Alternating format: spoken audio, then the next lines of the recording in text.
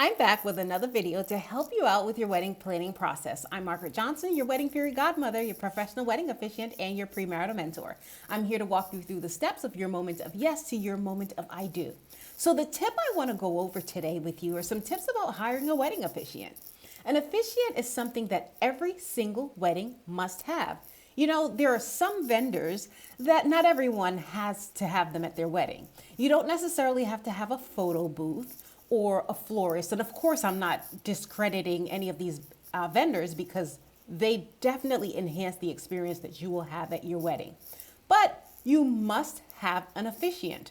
The wedding simply cannot happen. So I'm going to share a few tips with you about hiring that person and some things to consider.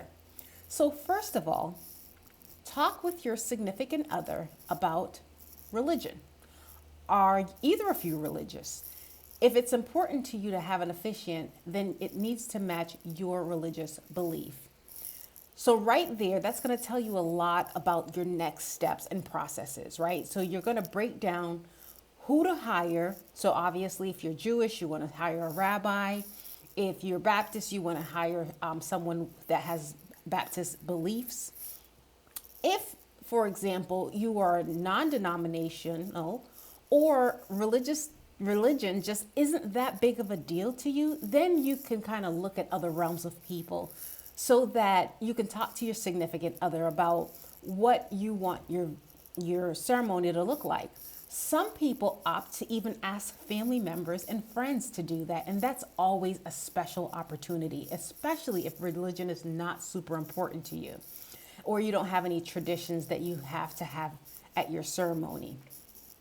Now, when you're hiring a family member or asking a family member or friend to officiate your wedding, you must make sure that they have the proper credentials in place in order to make sure that your marriage is legally bound. But even if you do choose a preacher or a pastor, it's nice when the person knows the two of you. That is what's going to set your wedding apart, where it's not just so mundane or boring or we're jumping straight into prayer. Guests love to hear your love story, how you met, little idiosyncrasies about yourself, right? The personal touch that your friend or family member can add, you can also get something like that when you do hire an external wedding vendor. For example, lots of wedding officiants provide you with a questionnaire or pre-meetings, and they get a chance to know your love story and what's important to you. Also, if you are using a pastor, lots of times they'll offer premarital counseling. Some religions actually require it. Now, more and more wedding officiants are offering premarital coaching or premarital mentorship or counseling, whatever you choose, right? And some of them make it mandatory and some not so much. But you look at it this way, it's a great opportunity to get to know the person who's marrying you. They get to know you, as well as you get to know your significant other a little bit better, because sometimes there are conversations that just don't come up on a day-to-day basis. And sometimes when people are thinking about counseling in general, they think of it like we're trying to fix a problem. And that's absolutely not what premarital counseling is about. It's more so about getting to know one another a little bit deeper, beyond the surface. Obviously, you know each other deeply because you're getting married. But there's some conversations, like I said, unless the situation arises, they're just never going to come up. And so sometimes it's nice to have a little bit of foresight. So another thing to consider, and you probably are, but this is sort of taboo and people don't like saying this out loud. When you're selecting your wedding officiant, appearance matters. I'm not saying that you have to pick the most beautiful or the most handsome wedding officiant, right? But if you have a theme or a look that you're going for your wedding, for example, if your officiant is more so casual and tends to just think, well, I'm not a part of the wedding party and I'm just going to dress business casual, it's good to make sure that you're clear about your expectations and what their idea of formal is. Now, of course, I don't expect you to, have artistry about, and measurements of your officiant, but make sure that if you want your officiant to dress in a tux, you indicate that, right? So you don't want to have any sort of miscommunications where it's a black tie event and the person's completely professional, but maybe, has on a pair of Dockers or, a blue shirt and it doesn't go well. It's also important because it's just going to be the three of you. Most of your ceremony photos are going to include this person. Now, especially if you don't know this person, right? You at least don't want them to ruin your photos.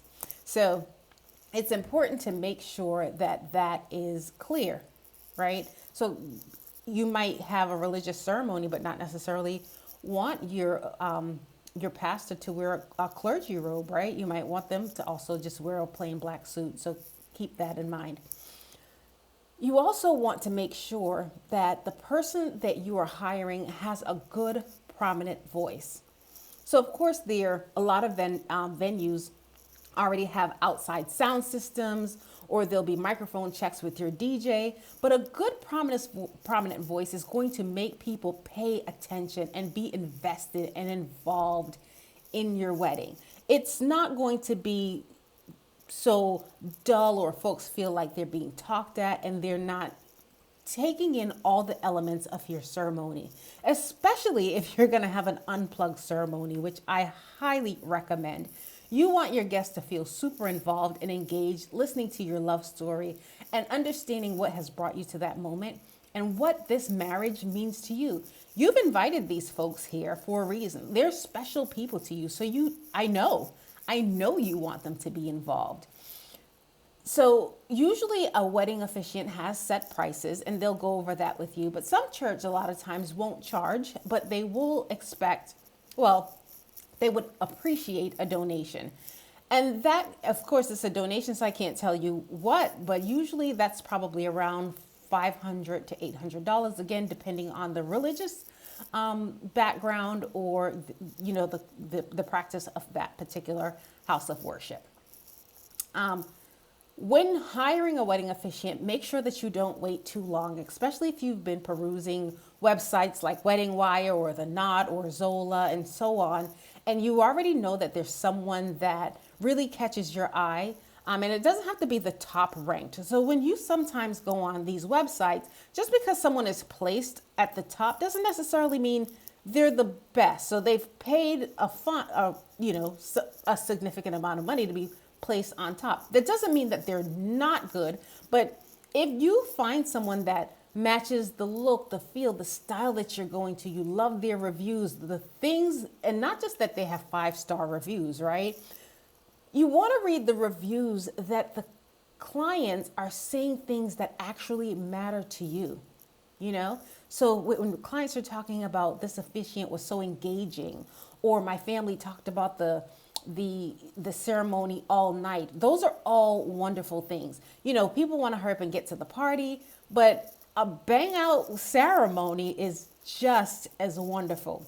So make sure you read those reviews and make sure that the things that they're talking about are in line with what you were expecting. So back to scheduling.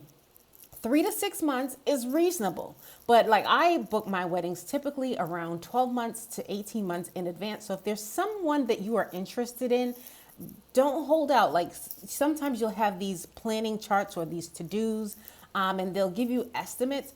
Any vendor, a matter of fact, if there are any vendors or venues that you are interested in, please, please, please, please, please, please, please, do not wait until whatever timeline that checkbox says, because you're not the only one that is going to be wanting to hire these highly rated vendors.